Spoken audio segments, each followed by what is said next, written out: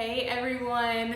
Well, we are so excited to be here. As you know, as we posted on our social media accounts, we are going to be having a conversation about racism. And if you don't know me, I'm Caroline Dykes. This is Morgan Menichini. Hello. And we have been friends since college at Texas Tech, and of course our husbands are amazing and friends as well.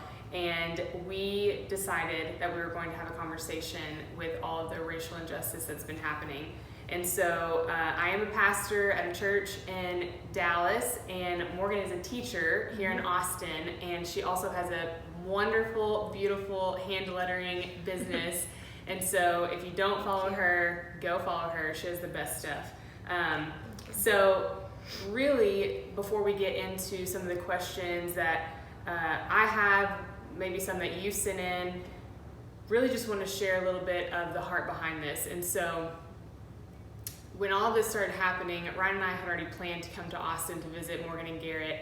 And when everything started to really spike with all the racial injustice, I felt like I wanted to do something. I just didn't know what that looked like. And I am an Enneagram 8, so I love to be challenged. I love to challenge. And one way that the Lord speaks to me is by challenging me.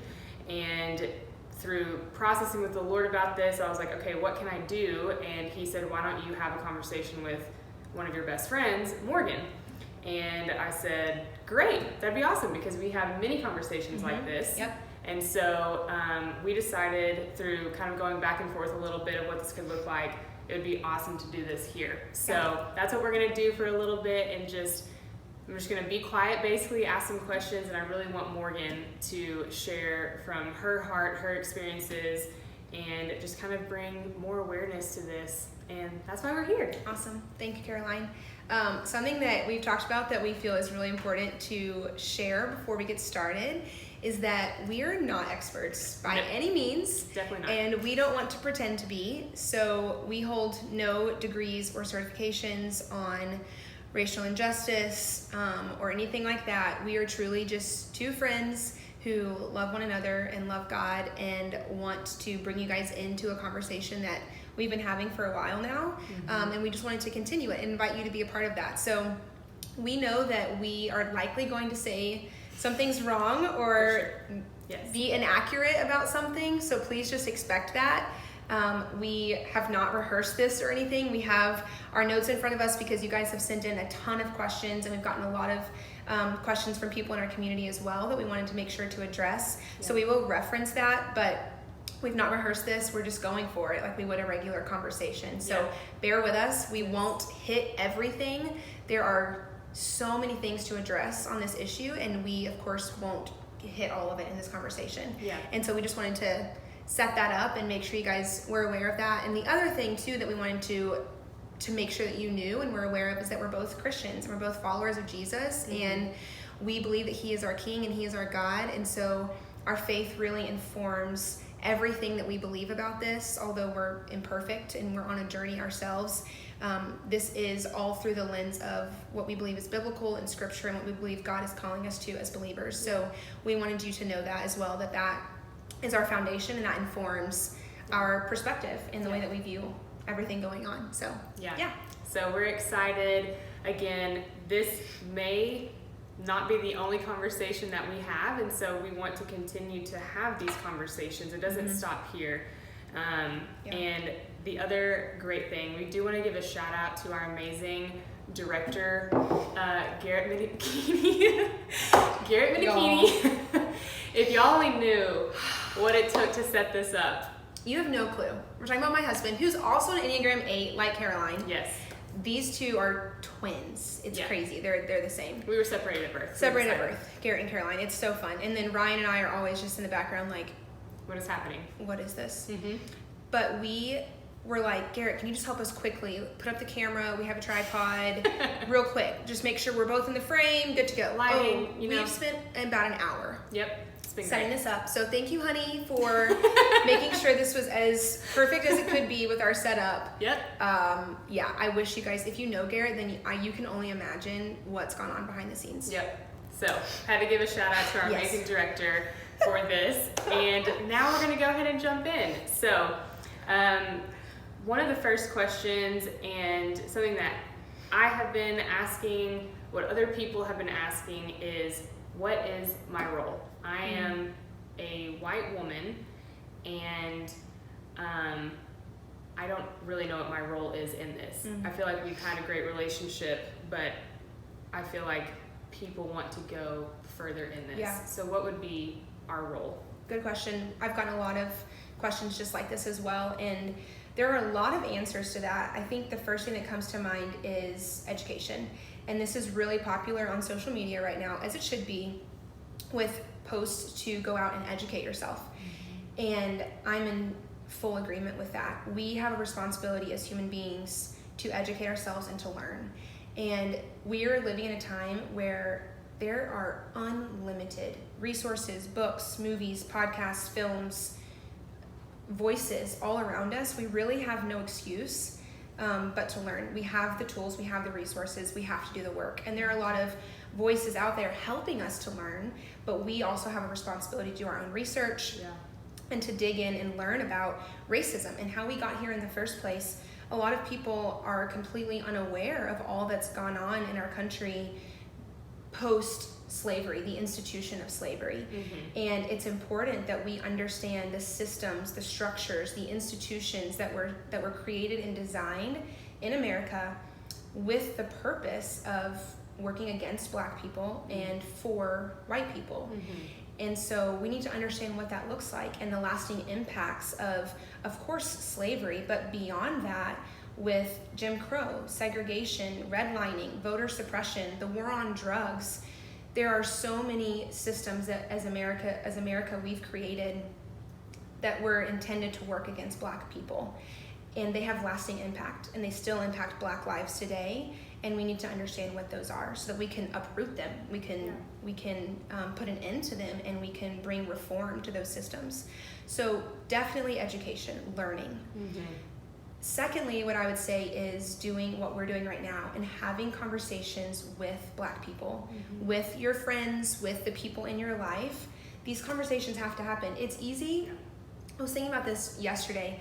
It's so easy to see a situation and be unmoved by it or to be indifferent about it when you don't know anyone affected by whatever it is that's going on. It's easy to kind of sit back comfortably and think, well, I don't know anyone impacted.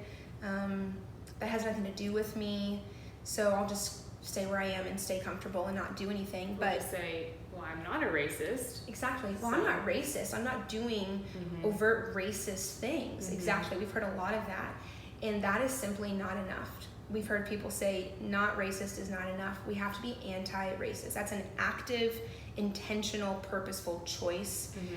And so that also looks like sitting with Black people and listening to their stories, listening to their experiences, asking them questions just like you and I have done, and not getting defensive or trying to explain away their experiences, but listening and talking and sharing in their lives. And it can't stop there. It starts there, looking in the eyes of our Black friends and coworkers, but it doesn't stop there, right? So it has to go beyond personal, and it has to go to the structural as well.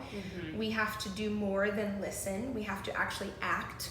It makes me think of James when James says that faith without deed is dead. And to me, the same is true for empathy. Empathy without deed is dead.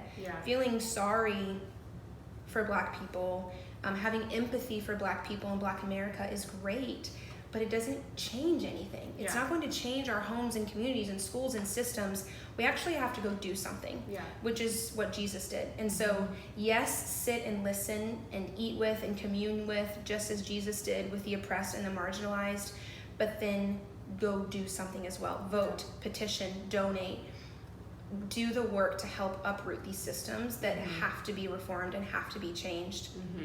Just like Jesus, again, he infuriated the Pharisees. He completely disrupted the status quo and all the traditions and systems that were in place. He flipped it all up on its head, and he said, no more, I'm here to change it. There's a new way. We as believers have to do the same thing. So listen and learn, but then act. Put action behind your empathy, and that also, some people have said, well, I don't really know Black people. Like, how do I sit and listen to a Black friend when I don't have one? And to that, I would say, well, one, it's time to open your circle and expand your community. It's time to get yourself out there outside of your white bubble and interact with and engage with Black people, which might require you changing up where you live, where you worship, where you work, where you go to school. And it can also look like listening to Black voices, whether it be through social media or just in your community, authors, artists, etc. And so even if you don't know a Black person in your circle of friends, you still have a responsibility. That doesn't mean you're off the hook. You still need to listen and find voices to sit under, find Black leadership to come underneath and allow them to mentor and lead you. But if you know Black people, of course, start there and sit with them and listen. And beyond that, I would say those of us who, either those of you who have children or will have children one day, I've talked a lot about this, and being a teacher, I live every day the impact of parenting. And we know that racism and anti-racism starts not out there, but right here, in here, at the dining room table. In us, in our own hearts, in our own minds, in our own homes and communities.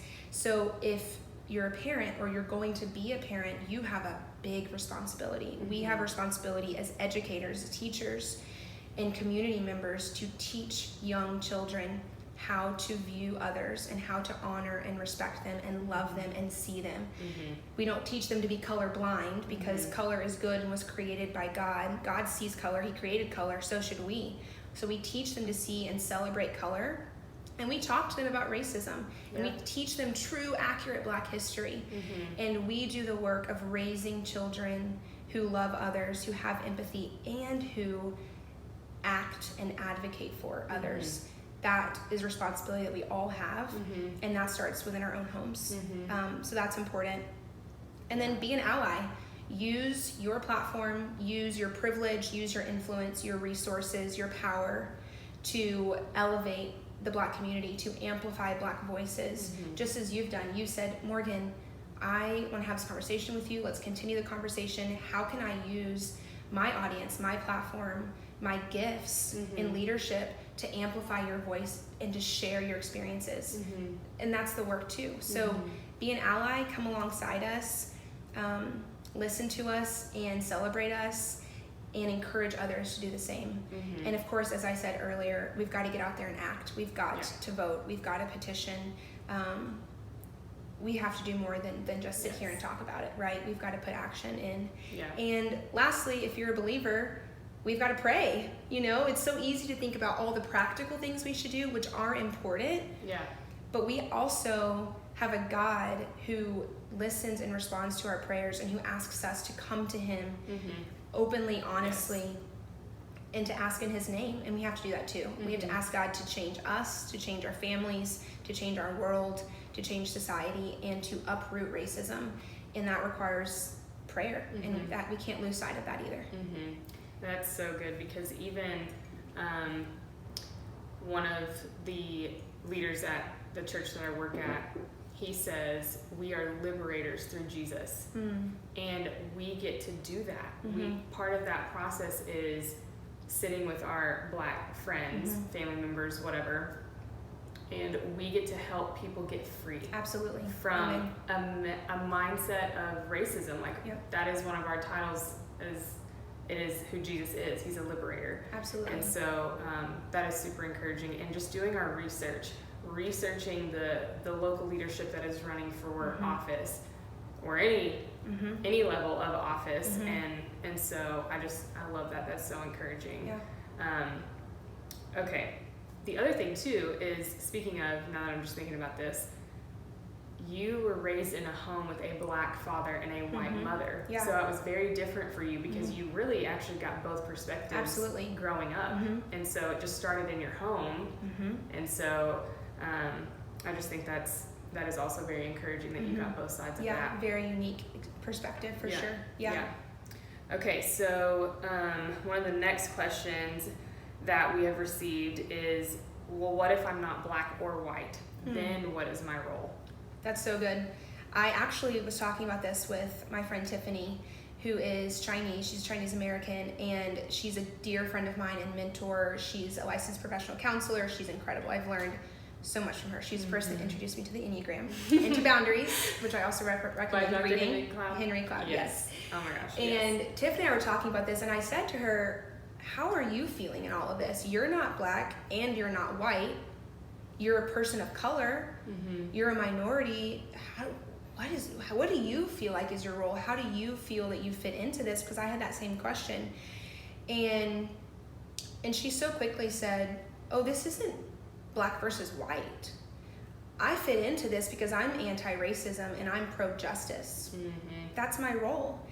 And have I been discriminated against? Absolutely. There are so many people groups, and we know that people of color, beyond just Black people, are discriminated against and have experienced racism, which is equally despicable. And so it's not to say that those people aren't important, or that they haven't also been discriminated against or hurt or experienced hatred. But we were talking about how, Black people were brought to America against their will. They were forced into labor. They were considered and treated as property. They were enslaved, raped, beaten, traumatized, and tortured. And they came not because they wanted to come, but because they were forced to come, completely against their will. And then beyond that, once we freed them, we created systems, as I discussed earlier, that were meant to continue to work against them. We kept them under-resourced, uneducated, marginalized, isolated. We made sure that there was no way for them to build wealth for themselves and their families with redlining. We suppressed their ability to vote. We made it incredibly difficult for them to vote. And so not only did we enslave Black people when we brought them here, but even since then, we've enslaved them in other ways. And so she and I, talked a lot about that, and that's why there's so much focus, especially right now, on Black people, and that's why there's so much awareness that needs to be found with white privilege, because of those things. But at the end of the day, this isn't Black versus white. This is good versus evil. And we all have a role, regardless of what color we are, to do the work of uprooting racism and the systems that have been set up to work against Black people. We all have that responsibility. And so if I'm not white or I'm not Black, what's my role? My role is the same. My role is to be an ally. My role is to be an advocate. My role is to demand justice, to educate myself, to raise my children, to see color, to honor people, to love others, and to use my voice for good. I have a role because I am pro-justice and because I am anti-racist, and that is not isolated to just white or Black. That makes sense. That does make so much sense. It's so good. I love that this is not a war between Black and white people or any other race. It literally is a war of good versus evil. Right. So exactly. And I just think that brings so much more freedom in the fact of knowing like what this actually is. And it is just more division. I mean, it could be man versus woman, whatever. But yeah, that just anyway, the justice meter is like rising quickly. So okay, so this is something that we've talked about too recently, because I saw this on social media and I was very confused. Okay. And this is something that we've even received questions about, but it's about the Black Lives Matter movement.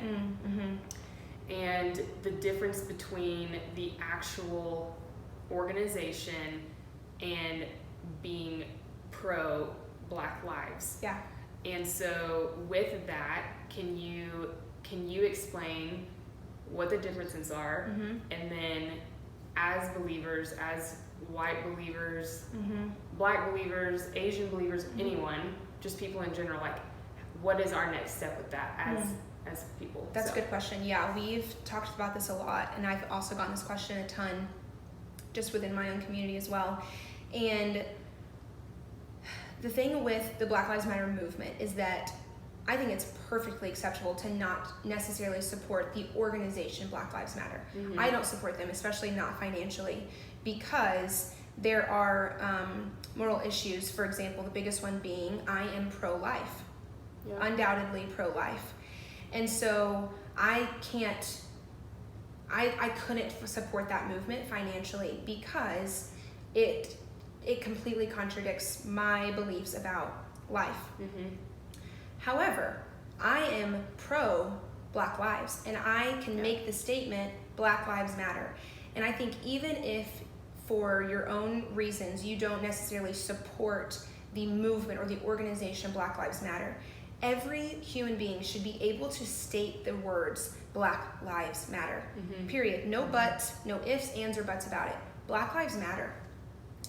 Now, does that mean we have to, they're human beings. That has to be something that we can all say and mean and believe. Does that mean we have to support the movement or the organization Black Lives Matter? No. Right. I can't help but think this though.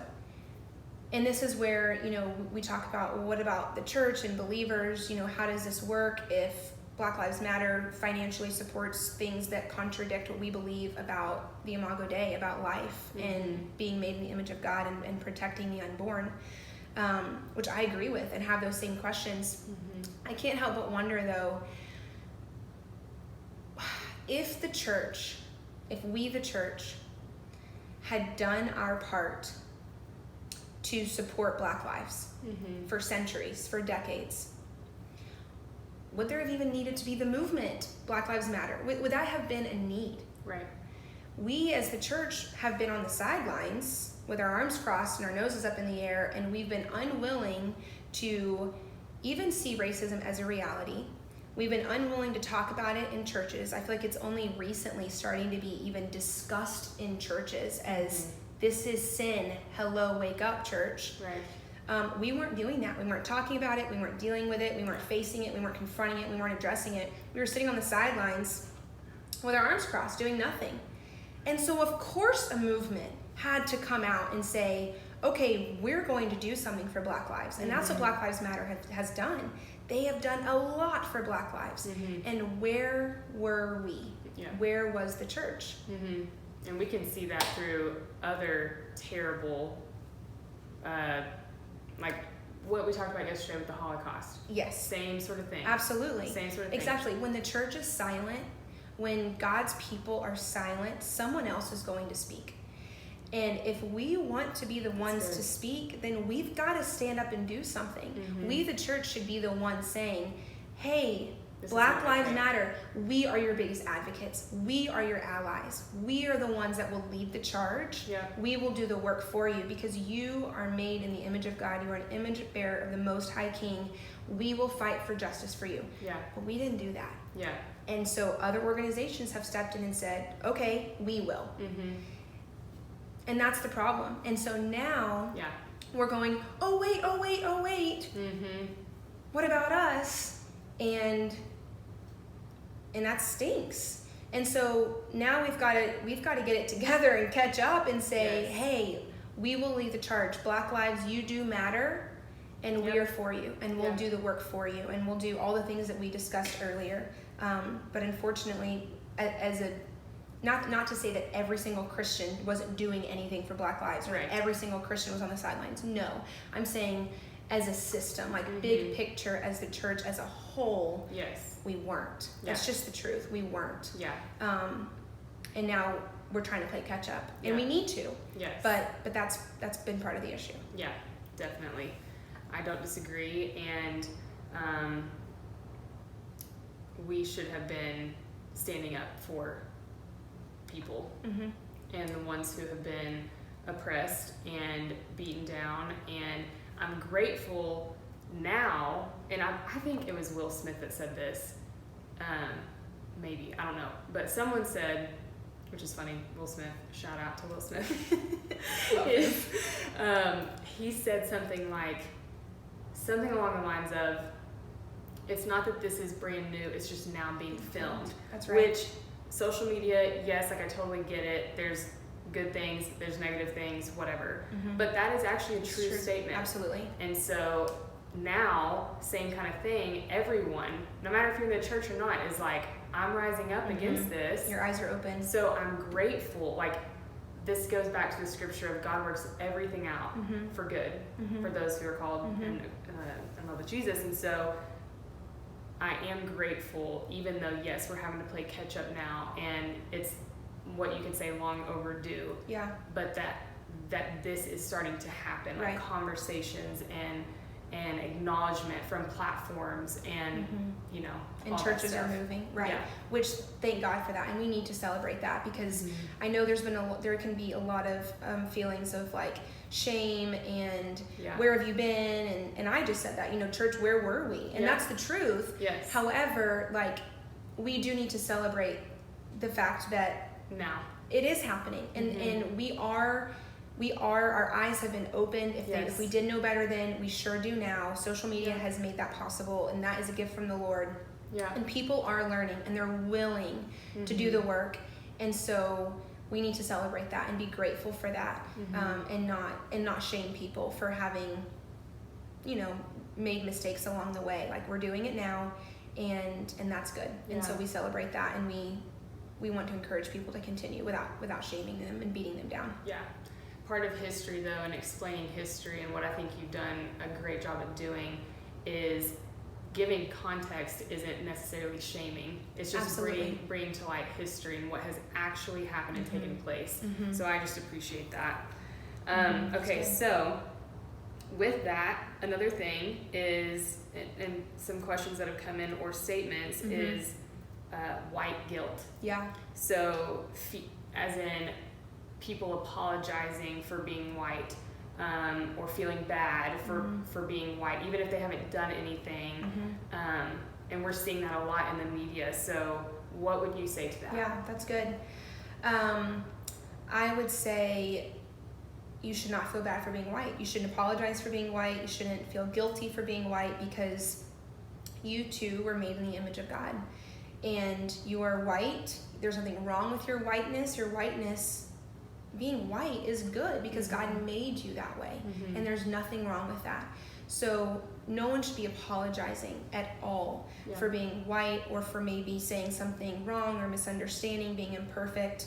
God created you to be who you are as a white person, and that is good. My mom is white, so I don't want anyone shaming my mom for being white. Exactly. So we don't need your guilt, but we do need your allyship, and we do need your advocacy and your support. And to be honest, I too am working through my own guilt being biracial.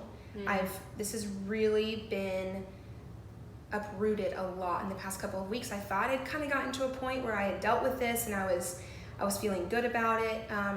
But all of these conversations and all of my research and reading have really just revealed deep wounds of struggling with being biracial my whole life, and I'm recognizing that I'm still on this journey of accepting that that's who I am, because my whole life I was either too white or too black.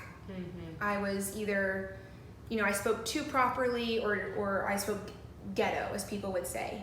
My hair is too curly or too straight, or my skin's too dark or too light, and it's like I was always part of both groups, but not really, because I wasn't fully one of them. Like, I fit in on both sides, but I also stand out on both sides. Not to say that everyone in my life has made me feel that way by any means. I've had, but you've had real experiences. But I have had real experiences with that. And I think about, in high school, I was briefly dating a guy who was black, and he ended up breaking things off with me. And he told me, he said, I can't date you because my mom only wants me dating black women. And I was like, but I am black. And he said, yeah, but not really. I mean, not fully. You're not completely black, so you don't count. And I still think about that. Like, it really, right now, it even makes me emotional. It's hard for me to even like sit in that and think about that, because it just reveals to me that I'm not fully whatever, something. Like, I'm limited, I'm missing something.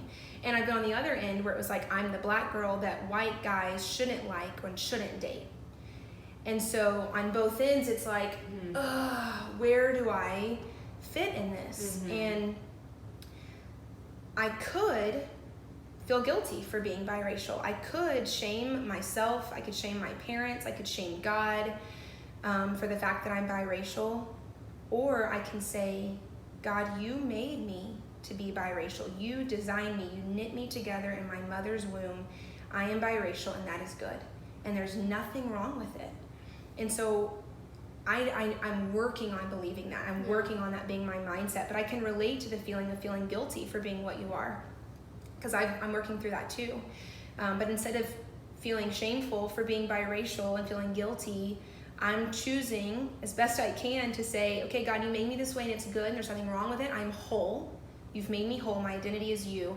Now, what do you want me to do with my gifts, with my privilege, with my resources, my talents, my personality, my platform? What do you want me to do with how you've made me, and how can I use it for good and for your kingdom? Yeah. And that is what I would say to any white person who feels guilty for being white. You shouldn't. God made you to be white, and you were perfectly made. There's nothing wrong with that. Now, what can you do with your whiteness? How can you use it for good? How can you use it to elevate those that need to be elevated? Yeah. That would be my answer to that. That's so good. Yeah. That's so good. Yeah, I've seen that a lot on the media, especially of people apologizing for being white. And for me personally, that confused me because I never felt like I needed to do that. Right.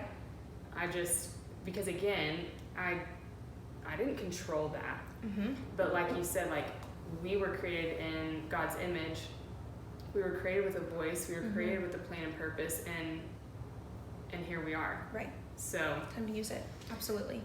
Okay, so now we're going to talk about social media. Yay, social media. Which I know people have mixed emotions on social media. I know that I have had to personally take a break from social media because I was very overwhelmed, and also didn't want to say something or speak too quickly or act too quickly without sitting with the Lord actually first, and then deciding and feeling his prompting. Yeah. So all that to say, talk about social media with what is happening right now, and really like how do people use it? How should they use it? You just speak to whatever. Yeah. When you hear the word social media in this day and age with what is happening, what do you think? I think that it is blessing and a curse, right? I personally think it's been used, I've seen it being used for good so often the past couple of months. People are speaking up, people are using their voice, even influencers who have large followings and audiences are saying, hey, we need to talk about this. We've got to work towards anti-racism. We've got to be anti-racist, which is incredible. And I think that especially if you're someone who does have a following, an audience, if you have some sort of influence over a group of people, which of course we all do in a way, but especially if you have a large audience or you have people following and supporting you, they should know where you stand on this for sure. There should be some sort of statement that is said, however you want to do that, where you make it clear where you stand about racism. However, is it required to post on social media? Do we all have to or need to? No. And honestly, my fear with that is that we're going to get so comfortable with posting on social media that we're going to think that we've done our part. We're going to deceive ourselves into thinking, oh, I'm talking about racism. Check. I did my part. I talked about it. I posted about it. I'm reading things. I'm listening to Black voices. I'm good. I'm good to go. And that is not true. And there is a lot of danger in that. And so we've got to be really careful that if we do choose to post on social media, as we should, totally fine, that is not where it stops, but that's just where it begins. Once we put down our phones and we close Instagram, now what are you going to do? You posted the black square. We all posted the black square. We've said we're going to amplify Black voices. We've said Black Lives Matter, and we're going to be anti-racist. Okay, so how are we going to actually do that? What happens when we put our phones down and we get off of our screens? What actions are we going to take? That's more important. My friend Jessie and I were talking about what is in our hearts is far more important than what is on our feeds on social media. So we can post the right things and say the right things, but if we are not doing the work internally and within our own homes, communities, as we said, then it's just lip service, and it's just for performance, and it's just show, and it's evil. It's not good if that's how we're using it. And so that would be what I would say is fine, post on social media. I think it's great. I've learned so much because people have posted articles and resources and links on social media that I wouldn't have found otherwise. I've listened to podcasts and I've found influencers and artists and authors who otherwise I probably would not have found. So I think it's great that we're sharing and posting. Do we have to? No, but it's great. However, be careful. Make sure that if we're posting that we're actually going to take action when we're done. And another thing I'm just thinking about that just came to mind that I've heard a lot of people say, and I've talked about this too, is people have said, I don't know what to say. I'm afraid of getting it wrong. Or I have said something before and a Black person got really mad at me because I said it wrong. And I felt shamed and embarrassed and disciplined. And so now I'm hesitant. I'm afraid to say something. And so a couple things with that I just wanted to address is, one, we all have to say something. We have to speak up. And I will say it is really hurtful as a Black woman when people who are close to you and who are in your community don't speak up and they don't say something. It's hurtful. It really is, because it just makes you wonder, like, where do you stand on this, and what do you think of all of this, and do you care about me? And so we have to say something. We have to speak up, even if we don't know the right thing to say. We have to say something, even if we've gotten it wrong before. And I'm not making excuses for people who've been unkind by any means, but know that there is long-lasting trauma that a lot of Black people are dealing with right now. They're tired, they're angry, they're so hurt. They've been burned time and time again, and they're struggling to know who and how to trust. My dad and I have had a lot of conversations about that. He's experienced so many acts of racism throughout his life. I mean, the list is endless. That now he feels this tension constantly of like, can I trust you? Are you for me? Are you trustworthy? I don't know, because I have so many bad experiences, and he's working through that healing, and so many Black people are. They're healing, they're working through that and relearning how to trust. But that's a process and a journey, and that's true for any person who's endured any kind of trauma in their life. Beyond just racism, they have to learn how to retrust and how to engage in relationship while still protecting themselves. And so a lot of people are working through that, and so that could inform some of the reason why maybe a response you receive feels unkind and unloving or impatient. Not to excuse that, but that I think that gives some context. It does. But I still think even if we've done it wrong before, we get it imperfect, we have to speak up and we have to say something. And it can be, this is what the majority of my friends said, including you, what they said was, hey Morgan, I don't know what to say, but I'm going to say something. I love you, I'm for you, I hear you, I want to listen, I want to learn. If and when you want to talk about this, my ears are open, and know that I love you. And that's all I needed. That's all I needed. And so that can be enough. So before we go on to the next one, there is something, and you know this because you know me, you know my personality type, which is very much like your husband's. But what was hard for me, and speaking to social media, is if I feel forced to do something because it's the trendy thing to do, I want to run in the complete opposite direction. And so I think that's been a little bit of my struggle, and maybe what I would just encourage people is to not just post something because it's the trendy thing to do. Because everyone else is posting about it. So even if I didn't do the blackout, thing on my Instagram, like you do know my heart. Absolutely. And I don't ever want to feel forced. Like if there's anything about me, I want it to be the most authentic, genuine post, text, whatever.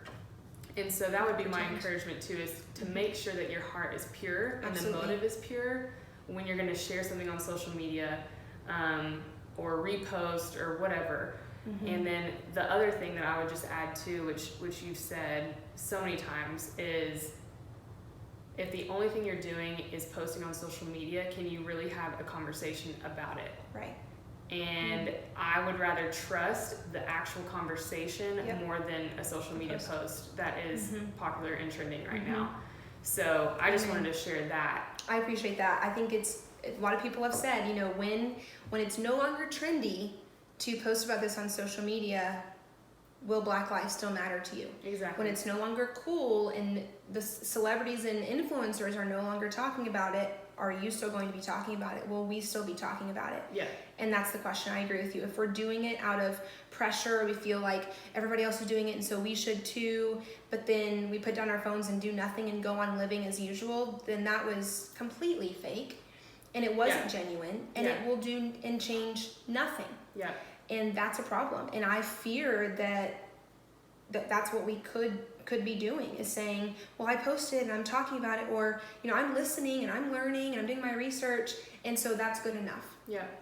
It's not. And we have to be patient, of course, with ourselves and with others. We're all learning. We're on a journey. There's so many factors that go into this, and we have to understand that people are at different places.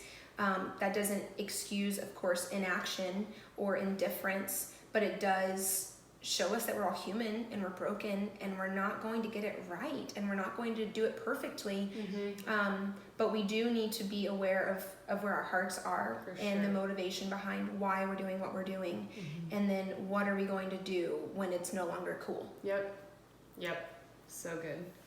Okay, so as we're getting ready to close, is there anything else that you want to address? I think the biggest thing is, well, not the biggest thing, but something that I don't know that we haven't talked a ton about on, like right now, is it's really important people know that this is not an issue of black versus white. And I know that it sometimes seems that way, or at least some people have portrayed it that way. The media at times portrays it that way. It's either you're here or you're here and you guys are just against each other. And I don't at all believe that that's what this is. Especially if you're a believer. This is not black versus white. This is not left versus right. This is not liberal versus conservative or Democrat versus Republican. And if it is to you, then you've made an idol out of something that is a much bigger issue. That's a whole nother issue. Exactly. If that's what our allegiance is to. No, this is not an issue of black versus white or anything else I just said. This is an issue of good versus evil. We know as Christians, we talked about this yesterday, our fight is not against flesh and blood, but against the powers and the rulers and authorities of darkness and spiritual forces. Our fight is against evil. Our fight is not against black. Our fight is not against white, liberal, conservative. Our fight is against evil. And we know the end. We know that Jesus has and will win the war. We know how this ends. And so we get to have hope as believers. However, in the meantime, we fight. We do the work. We pursue justice because that's what God has told us to do. We clothe and feed and care for those who cannot clothe and feed and care for themselves. We love our neighbor. We speak truth in love. We hold one another accountable. And we do the hard work of becoming like Jesus, who I think could all agree is anti-racist, clearly. We all have to do that as believers, because our fight, again, is against evil, and that's the call. We become like Jesus, and we do this work of pursuing justice and supporting for and advocating for the oppressed and the marginalized. That's the call, black, white, or otherwise. That doesn't matter. The fight is not against one another in different groups. It's we all are coming together, and we are fighting evil, and we are uprooting systems of evil, of sin, of hatred, of things that completely contradict the gospel and everything that represents God's character. We are a unified front. We need to be a unified front, and we have to do that together, not as black versus white, but as sons and daughters of the Most High King who calls us to do that. That is the work. And we do it together. And even to say, like, yes, we are believers, but even to say as a person who may not know Jesus, like, it is still very clear that unity is a good thing. Absolutely. And division is not. And it is very, very clear that it doesn't matter who's in office. Like, this has been an issue for a long time. And so it is very clear to see that we have been a divided country, a divided people. And I think that goes with what you're saying. Like, this is, yes, as believers, we know that this is not against flesh and blood. but even as people who may not know Jesus, like, you know that there's something. Oh yeah. Like, God is a God of unity. He is not a God of division. And so I just think that that is very clear to see in this day and age, as this has progressed and really just blown up in a sense. And we've created this, we talked about this, and Garrett and I talk about this all the time. It's like, we live in a world where, for whatever reason, you have to either be here or here. Like, you have to be a Democrat or a Republican. You have to be left or right, liberal or conservative, black or white, whatever. You have to be. One or the other. It has to be one or the other. And our allegiance, again, as Christians, is not to a party or to a person other than Jesus. Our allegiance is to Christ. Our identity is Him, not these groups. And so, and that's been part of the problem, is it's like, oh, if you're one of those, then you're not one of me, and then we can't get along because we are in two different groups, or we identify with two different parties. And that's part of the problem. That is what has created so much division, especially amongst believers, because we have idolized and we have put all of our faith and support into parties, which is absurd. And we've lost the gospel. We've lost Jesus and our alliance to Him. And we've got to get back to that. It can't, like I said the other day, did you know it's possible to be pro-life and pro-Black lives? And it's like, duh, but it doesn't seem like our world thinks that it's possible that I can be pro-life. Yes. I can be pro the unborn and protecting them. And at the same time, I can be pro-Black lives to my core, with my entire soul. That is possible. We're not robots. We're human beings, and it can be both. And it also makes me think about, again, even within the church, I feel like it's easy to say, we just need to pray about this. We just need to trust God. We hear a lot of people say, this isn't a skin issue. This is a sin issue. The only way to fix this is to address sin. Do I think those things are true? Absolutely. We know that the root of all evil is sin. Yes. Absolutely. We know that the solution is Christ. We know that the solution is Jesus. That is absolutely a true statement. The danger is when we say, okay, I'm good, check. Hey everyone, if you would just be followers of Jesus and address your sin, then we'd be good. And then we do nothing. And that is also a problem. This is a sin issue, yes, but it is also a skin issue, and it is also a systemic issue. It is a structural issue. It is a practical issue. And so should we be praying? Should we be begging God to change us and heal us? Yes. Should we be sharing the good news of Jesus and telling people the gospel? Yes. Should we believe that Jesus is the solution to all sin? Yes. And we should be voting, donating, petitioning, talking, holding one another accountable, uprooting systems, protesting, and we have to do those things too. This is, yes, spiritual, but it's also practical. And there are a lot of people who are not Christians, and so they also have a responsibility too. Again, it's not these two isolated things. It's both. We have to pray and ask God to change us and to do a mighty work and believe He's the solution. And at the same time, we have to put our feet on the ground and we have to do something here at the same time. Yeah, it's so good. Yeah. Well, that's really it. I think that's it. I think we got through all my questions as well. Well, thank you. This is so encouraging and so incredible, and I am grateful that we as friends can have these conversations and go there. We've definitely had this before. I remember specifically it was for Stephen and Brooke's wedding, and we made the incredible idea to go get our makeup done for this one. It was so fun. And so fun. I remember us in the car, and you were driving to the mall, and something came up about this. Something that was happening in the news, and I don't remember exactly what it was, but we had it, and I don't want to say it was a difficult conversation, but it was not lighthearted. And I felt in that moment like I can trust you to have these types of conversations because it's not going to change how you look at me and how you view me, that you love me. Like, if anything, I feel more unified because of that. Amen. And so I just appreciate this, and that you could share some of your experiences as a biracial woman and also give practical ways to grow and to do something and to take action.